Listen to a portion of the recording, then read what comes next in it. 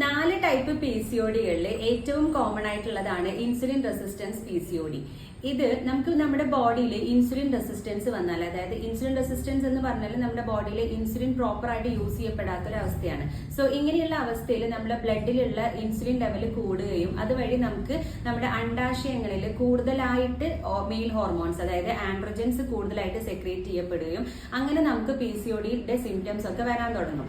ഇതിന് കോമൺ ആയിട്ടുള്ള സിംറ്റംസ് ആയിട്ട് നമുക്ക് ക്ഷീണം വരാം, മുടികൊഴിച്ചിൽ വരാം, വയറിന് ചുറ്റും നമുക്ക് സെൻട്രൽ ഒബിസിറ്റി എന്ന് പറയും, വയറിന് ചുറ്റുമായിട്ട് നമുക്ക് ഭയങ്കരമായിട്ട് ഫാറ്റ് അധികമായിട്ട് വരുന്നത് പോലെ വരാം. ഇനി ഹോർമോണൽ മൂഡ് ചേഞ്ചസ് ഒക്കെ വരാം. ഹോർമോണൽ ഇംബാലൻസിന്റെ ഭാഗമായിട്ടുള്ള എല്ലാ PCOD സിംറ്റംസും നമുക്ക് കോമൺ ആയിട്ട് വരാറുണ്ട്. ഇതാണ് കോമൺ ആയിട്ട് ആളുകൾ കാണുന്ന ഒരു ടൈപ്പ് ഓഫ് PCOD. സോ ഇതിന് നമ്മൾ നമ്മുടെ ഡയറ്റിൽ നിന്നും കൂടുതലായിട്ട് കാർബ്സ് അടങ്ങിയ ഭക്ഷണങ്ങൾ, കൂടുതലായിട്ട് സ്വീറ്റ് അടങ്ങിയ ഭക്ഷണങ്ങൾ, പഞ്ചസാരകളൊക്കെ കൺട്രോൾ ചെയ്താൽ ഒരു പരിധി വരെ നമുക്ക് ഇതിനെ കൺട്രോൾ ചെയ്യാൻ പറ്റും. അതിന്